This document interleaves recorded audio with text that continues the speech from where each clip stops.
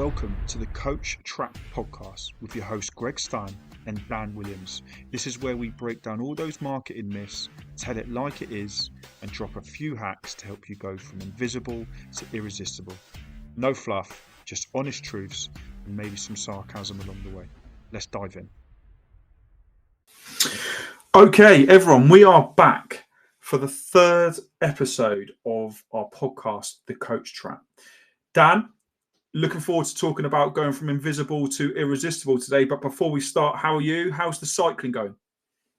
Oh, good. We had the first sunny day, in Chester. I think it was yesterday, and now it's raining already again. Fuming.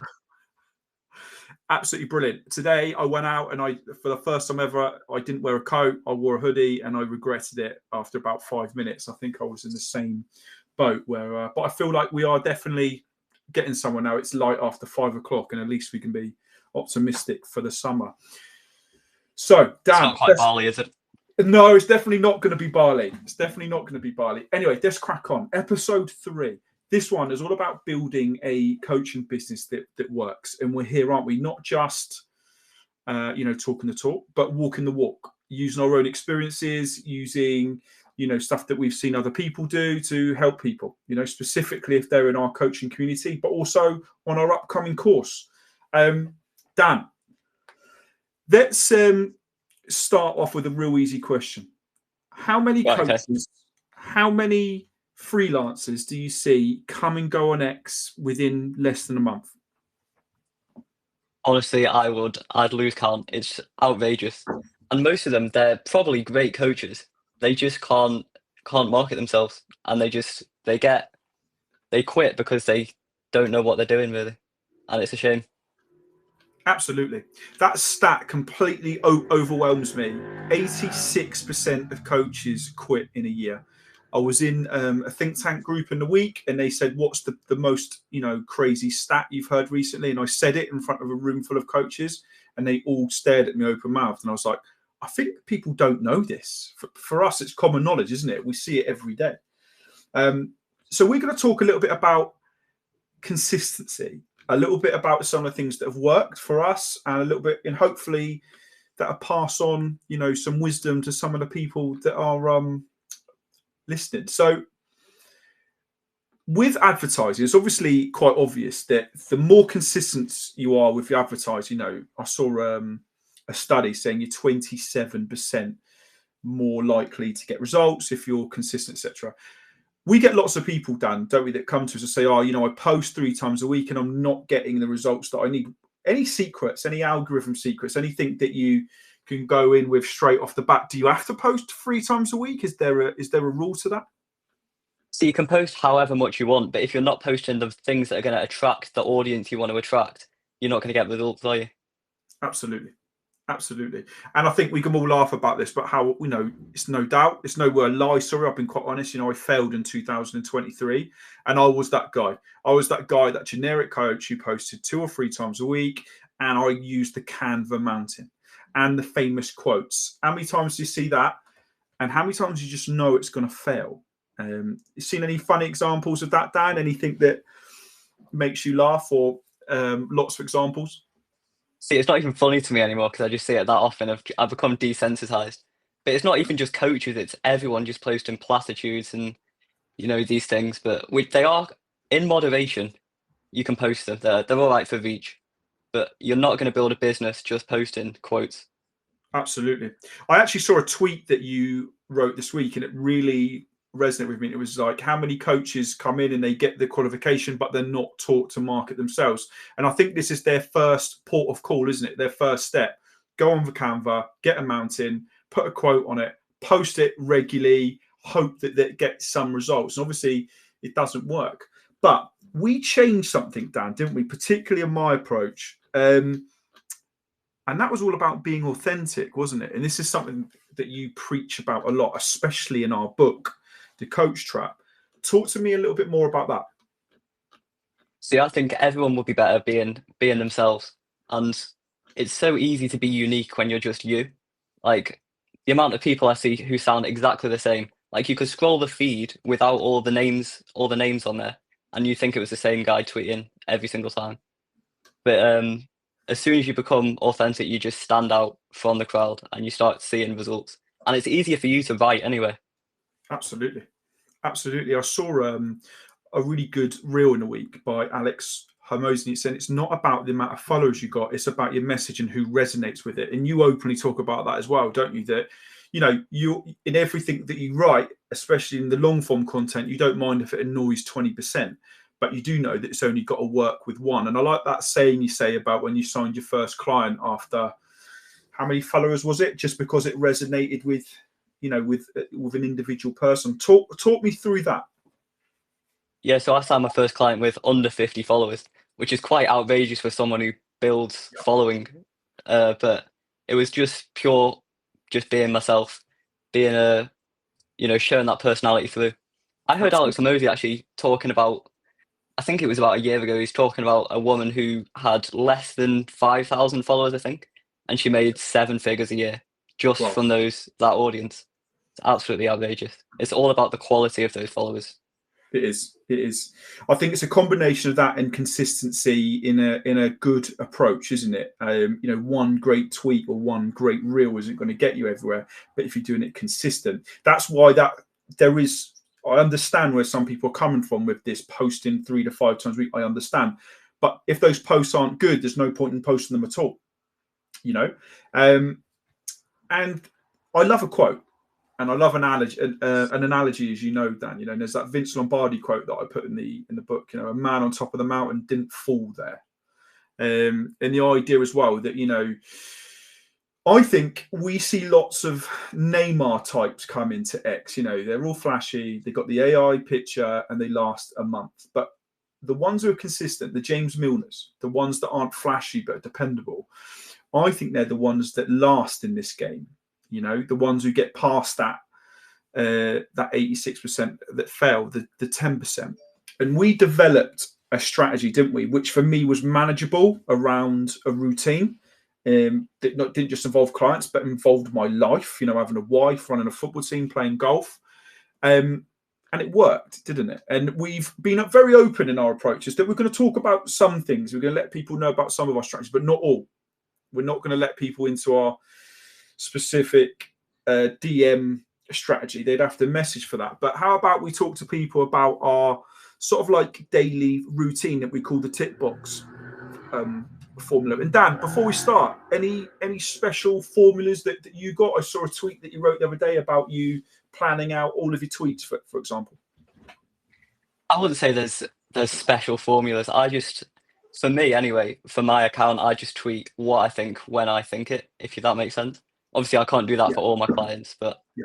once you get to the point where you can optimize any thought into a high quality tweet which will engage people, you can kind of just wing it, honestly. As long as you've got the strategy there behind it, why you're posting that tweet, as long as it's got purpose as part of a wider strategy, you're pretty good. Let's talk a little bit more about that strategy before we go into it. I've spoken to a few coaches this week, and it was evident again to me how many of them are relying on one platform. What's your thoughts on that? I mean, for us, we mirror, don't we? We spread out across, you know, we might make one reel and put it on LinkedIn, X, TikTok, Instagram, whatever it is, okay? Are people limiting themselves? Are they, if they're sticking to one platform, or is it a clever move to sort of try and nail one platform before you move on to the other? It actually scares me when people do that because you never know when you're going to be banned. Like, as someone who's been on X for a year and a half now, I've seen countless people get banned for no real reason. Like, Absolutely. so if you haven't got that backup of, say, LinkedIn or Instagram, then all your leads are gone and you're struggling to put food on the table, you know? Absolutely. I've also got another good example of that. LinkedIn, for my first project, was my high ticket gold mine, if you like. I'm pretty sure I'm shadow banned at the moment. I'm actually sure I'm not shadow banned. I'm restricted. At one stage, I think I was getting 250 followers a week. You know, I signed up. I made my newsletter. Then all of a sudden, it's gone very quiet. Have you heard of that? Yeah. Have you heard of examples like that? Do you think that's quite common? Because obviously we are getting people to try and go against the grain, aren't we? To write a little differently. What's your thoughts on that? Yeah, definitely. The algorithms are just unpredictable. Like you could be making the same content you were last week, but you're getting, 10 times less followers. And it's not your fault. It's purely just you've kind of got to get through it. You've got to keep staying consistent. And most people Absolutely. quit when the numbers go down, and that's why they never find the success that they're looking for. Absolutely. Absolutely. I think that's a great way to put it. So, look, let's give some of our people in our community, some of the people that are interested in our course, a few take homes. In terms of the social media strategy, I call it the bird of paradise dance. And that dance goes out across the whole jungle to resonate with certain types of birds. And that's what you said as well, Dan, wasn't it? It doesn't need to resonate with every animal in the jungle, just the birds and just the ones that you're interested in. The law of attraction, for example. So it goes out and that cuckoo goes out all the way across, and then they lured into your nest. And that nest is your social media profiles, isn't it? You've openly said in your book, in the book that we wrote, about having the same profile picture across every single platform, the same sort of banner, the same sort of headline. Do you still believe in that? Do you still think that's a good idea to lure people into your nest to show some consistency? Yeah, definitely. Unless you've got millions of followers and Yeah, you're getting those optimizations, like those 1-2% like color changes on, the different types of audiences on LinkedIn compared to X. But yeah, if you're not doing that, you've just got to keep the brand consistent between platforms, because then you might also get the same people from X following you on LinkedIn and places like that. And that links absolutely. back to, if you get banned on one platform, you've still got the same kind of audience on the other platform, if that makes sense. Absolutely. And that goes back into our mirroring approach, doesn't it, with the coach trap? It's white, black, and red. It's the same font, the same message, the same pictures, the same profile pictures, the same links, the same headlines, banners across it all. Also fits into this idea that before people are going to buy, they want to see you 7 or 8 times. So they want to see consistency. They want to know that you're living and breathing this, I think. And like I said, that's a part of us, isn't it? Not just practicing what we preach, but actively doing it every single day. Not just talking the talk, but walking the walk. Okay, so the bird of paradise dance goes out, and they're attracted to your nest, and they see these perfectly manicured, fantastically perfect, synchronized platforms. Okay, then what happens is they obviously like, watch, comment, or whatever is on your posts. We see a lot of cold DM strategy, Dan, don't we? We do, yeah. What's your favorite? What's the funniest? What's the worst? Let's imagine that was kiss, marry, avoid. See, one that stood out to me is this afternoon I got a email just saying, "Please reply to me," and I was like, What's this guy doing?" I said, "How can I help you?" And he just completely pitched me. It was about a full like laptop's length of words, and Yeah, that was quite interesting. Obviously, I didn't buy from him. I was just quite shocked by that. Uh, I wouldn't recommend doing that, to be honest. no, no, You'll end up attracting people who are kind of confused by you yeah. instantly, and that's never a good start. Any other funny ones? Anything else that makes you laugh? See, most of the DMs I receive on X are pretty much the same. They're pretty much, please buy from me. I'm really good. Like, they're pitching in the first message, which is Yeah, something I advocate massively against, especially in the book. Nice little plug. absolutely, absolutely. So, Um, yeah, I've talked about this a lot, haven't I? The difference between a want and a need.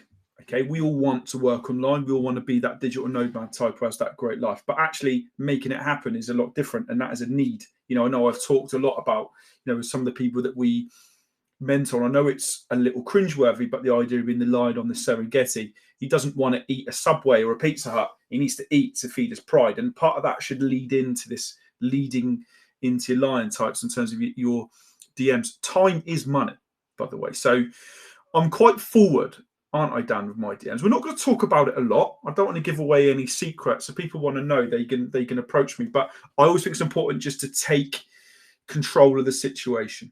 If it's a marketer, if it's another coach, if it's a normal person, just be consistent. That's what we try to be, isn't it? Is, all the way through it, it's all about the coach trap. It's all about business. It's all about that. But before I do any of that, I openly try to get to know the person a little bit. I like to know, where they are, what they're doing.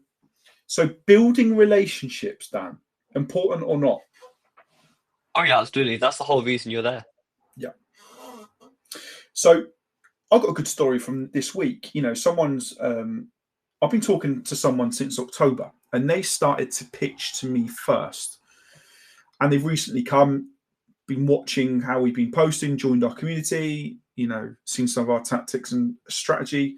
Discovery called this week in February, and they signed. We talked to this about some of the people that we mentored this week, haven't we? Don't worry if you don't get immediate success. It's okay to play the long game. And that's part of this building relationship process, isn't it? Is you don't need to sign everyone. You need to sign the people and work with the people that you can honestly help. And I think that's where a lot of people go wrong, isn't it? So when we see these DMs and it's a straight pitch, does it make you cringe? Yeah, it does. I think a lot of people start out being themselves, start out being authentic, and then they Yeah, see they're not getting the results they'd like and start following everyone else and thinking that'll work. But in reality, they're not seeing results because results take time. Like attracting the 20% of your audience, say, that actually are your ideal client is hard and it will take time. absolutely. I couldn't agree more. But I think the DM strategy for coaches and for freelancers is underestimated. I think it is maybe right up there with the most important tool in your arsenal, if that makes sense, in terms of what you're using to get clients. And I think people underestimate it and underuse it. I think lots of people use automated systems like ManyChat, and we can talk about that in a minute. I'd like to know your thoughts on that. But for me, it's a big part, isn't it, Dan, of me building up this relationship with the people, getting to know them, and actually being sincere and being, authentic. I don't need to sign everyone. I don't need to take money from everyone. I generally want to help people. And I think that's where people go wrong when they pitch straight away, isn't it? That authenticity isn't there. And I've got another stat for you, Dan. Something else is interesting. And this was all about the research for the book. I was looking at how many coaches suffer burnout, how many coaches suffer, severe anxiety, if you like. And it's a lot.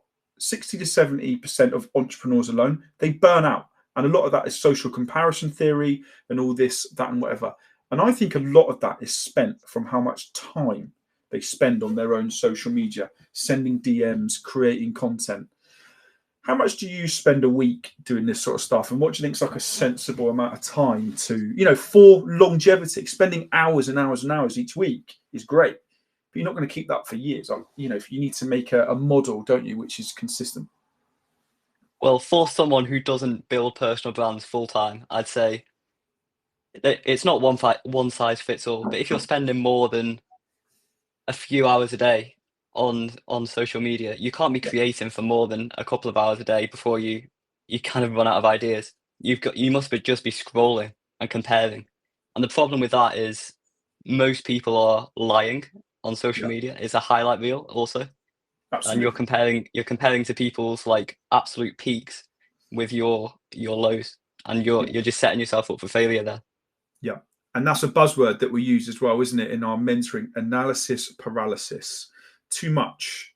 A racing horse has blinkers on to make it look forward. And I think that's important to remember. And that's something that we worked out, wasn't it? Especially in terms of my schedule, where I've got a wife, I run a football team, I play golf. I don't want to be doing this every day.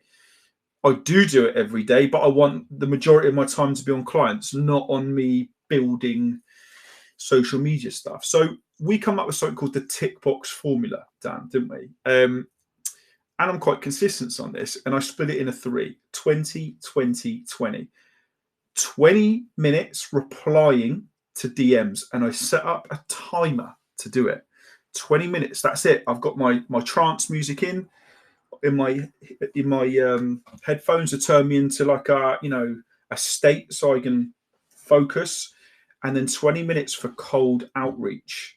Okay, let's talk a little bit about this. What's the sort of people you should be looking for in terms of cold outreach? Do you just message anyone, or do you message specific people? Do you message people that are liking, commenting? What do you do? What do you recommend? And imagine for me, I've only got 20 minutes to do this a day. Yeah, I'd always start with scrolling through my followers list, Yeah, see who's recently followed me. And obviously, if they're recent, they'll remember you. They're more likely to remember you. And you yeah, can just drop a DM. I'd recommend starting with just looking at their profile, spending 30 seconds, 60 seconds, seeing what makes them different, what makes them unique, yeah, and kind of commenting on that just authentically. That links back to our authentic strategy.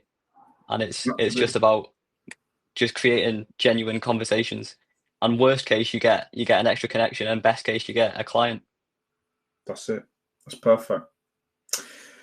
So 20 minutes replying to DMs and being personal and sincere, 20 minutes for cold outreach, looking for people like that on your followers. And I only try to spend, and I'm pretty strict on myself, 20 minutes a day creating content.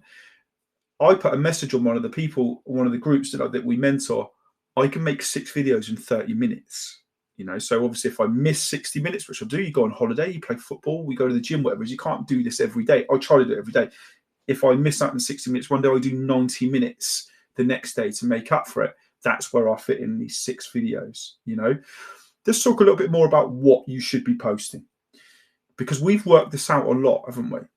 Definitely over 18 months, we've seen a real, not, I wouldn't even say a shift, just try to work it out more. I know we were talking about the Canva mountain and the quotes to start off with, but what do you think is the best form of content to post? If you've only got a short amount of time, you want to make an impact, what sort of content should you be posting? My go-to would be tweets. But Yeah. obviously, this is different for everyone. If you're a great like speaker, or if you're a great, you look you look pretty, you could make videos. You know, it's Mm. all it's all what you want to do. Like it can take 30 seconds to just get your phone up and create a valuable insight, or it could take Yeah. 30 seconds to write an optimized thought as a Yeah. tweet in your head, That's it. and just provide value that way. That's it. But I think also, that's as you're creating the short content, you can use those ideas to make into long forms. So a lot of my LinkedIn and a lot of my emails are just tweets, just expanded on, pretty yeah. much, Yeah. and just Absolutely. making sure you're efficient in your ideation, making the most of those ideas. That's my top tip. Absolutely. I try to mix the night down between tweets, video message, 30-second short form, if you like, and a few long forms. I think with our Instagram and TikTok, we're following 3 reels a day, and on LinkedIn, Monday, Wednesday, Friday. If I can make 6 and 30 minutes, that means I can make, in 30 minutes, I can make 2 weeks worth of real content, which is good going, I would say. I'm not sure everyone can do it at that speed, but that's what I recommend to try to get to. And in terms of the tweets and the long forms, I do a lot of the long forms when I'm on the go. If I'm on a plane, if I'm in a car, not that I'm driving that car at the same time, if I'm on a train, I habit stack. Okay, so I use that to take up time, if that makes sense. I think a lot of people spend way too much time on this, and almost then their message is lost as well, isn't it? It's almost dipping back into the idea of analysis paralysis too much. Um, before we round this up, Dan, we touch on this in our book a lot. Talk to me about the difference between what would you recommend, for most people between, let's say, organic growth and paid ads. What's your thoughts on both? Paid ads. I started off as a paid ads guy at the start of my marketing journey. Yeah, I was terrible at it, so I pivoted to the old organic stuff.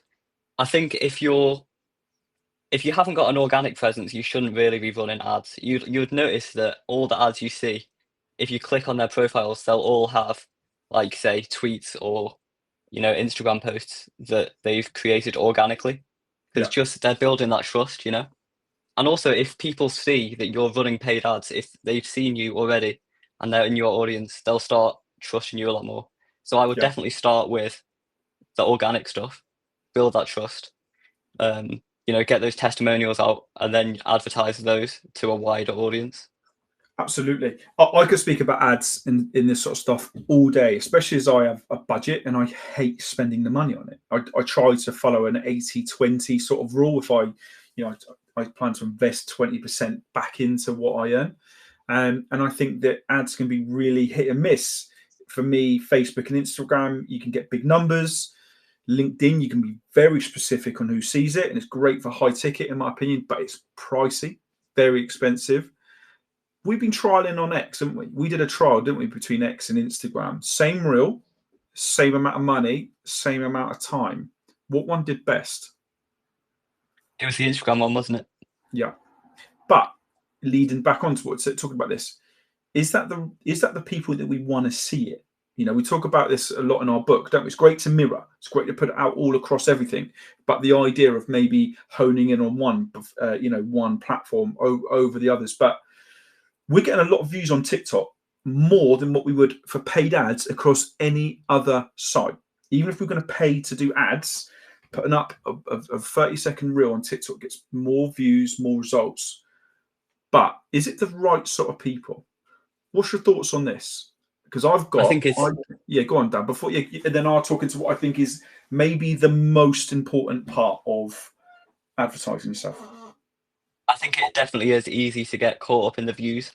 But then if you think about it, you could get 5 views on a post and get 5 clients. Like if that post is absolutely quality and the people that see it are the people you want to see it, then Absolutely. you're set.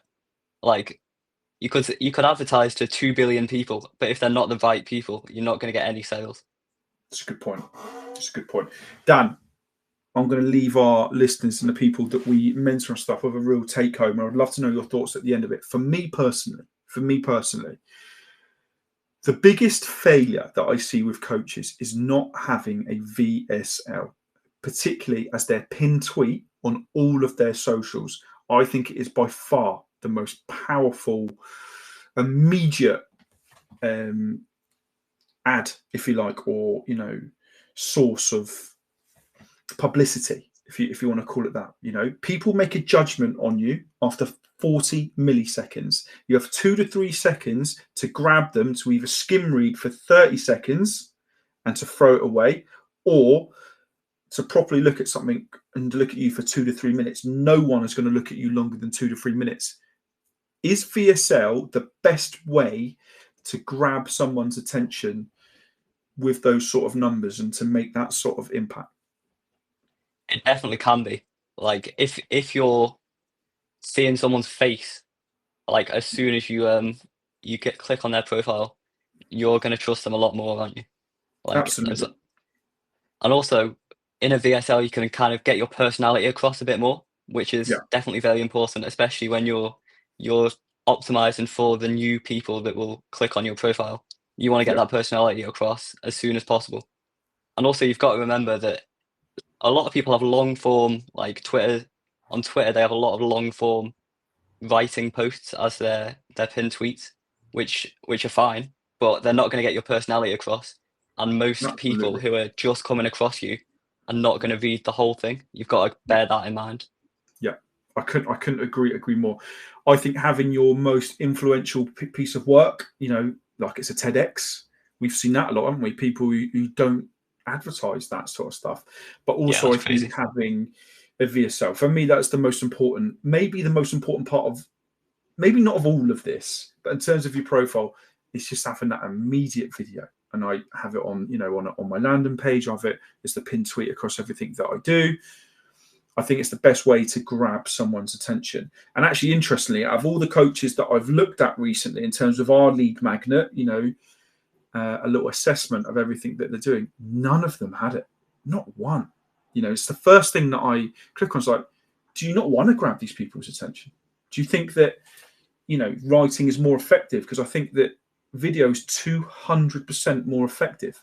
200% more effective, especially within those 40 milliseconds. I think that is crucial. That would be my biggest take home for anyone listening today, or anyone that comes to work with me, Dan. Got to have a VSL. For me, it's massive. It's the first thing that people look at, I think, in terms of your profiles. Before we go, Dan, any quick tips, any immediate things that you think people should be doing, in terms of time that they spend, or about their message, trying to be their authentic self? Anything? Give us a few really good take homes and then we will wrap up. I would say just you've got to be both consistent and consistently doing the right things. So if you're consistently posting like ChatGPT posts, or you're consistently spamming cold DMs that are just trying to sell in the first message, you're not going to get results. You've got to be consistently doing what's going to get you results and what's going to resonate with the people you want it to resonate with. And I'd say you also made a great point about spent the 20-20-20 rule. If you can just commit even like 5-10 minutes a day to warm DMing people who engage with your posts, you're going to get a lot of results from that. That's going to be the most productive 5 minutes of your day. You've just got to make real conversation. You're going to make those connections. The connections are going to open doors for you, and you might even get a few sales from that. 100%. You've just reminded me of something about building a coaching business that actually works. The use of chat, GTP, and emojis. We see this a lot, don't we? Actually, I would say 9 out of 10 coaches that I see are using emojis and using copied and pasted stuff off chat, GTP. The problem is for me, Dan, is that makes them look like everyone else, makes them difficult to stand up. And remember, we're talking about the bird of paradise dance, the survival of the fittest, the law of attraction, that bird is going to go for the most attractive nest. It's got the best mating call, if you like. Yeah. Any final thoughts on that? All those ChatGPT like emojis and hashtags, they're just the bane of my existence. I absolutely hate them. I will unfollow anyone who starts using ChatGPT to write their own posts. Like, you will be able to tell instantly. All you've got to do, it's called a personal brand for a reason. You've got to just be yourself, be genuine, make connections. People don't want to connect to ChatGPT. They want to connect to you and then buy from you. Absolutely. I couldn't agree more. But I will be honest, I do use it for some things. I use it to give me a few ideas. I use it to help me brainstorm. I think it's really good for stuff like that. If I need to make 24 long forms or short forms or whatever I do, and I try to think about, scheduling them, I do use it for a bit of inspiration. I'm not going to lie, but I tend not to copy and paste it because I think you can read right through it. I tend to try and get my real voice through it. But yeah, Dan, as always, an absolute pleasure speaking to you. Yoda is a mastermind in this space. And we're not on next week, but we're back the week after. But Dan, me and you are on another podcast next Sunday. How does that sound? We are scary times. All these podcasts, I've got to keep track. We are. And that goes out to a different audience, a real different audience. Whereas this is marketers and coaches. That one goes out to anyone in this space. And that's talking about the use of social media. Now, everyone has an online presence, so looking forward to that one. Looking forward to that. Dan, have a great evening. Good luck with the cycling. Keep me updated. And Brilliant. You too, Greg. Again on Sunday. No worries. Amazing.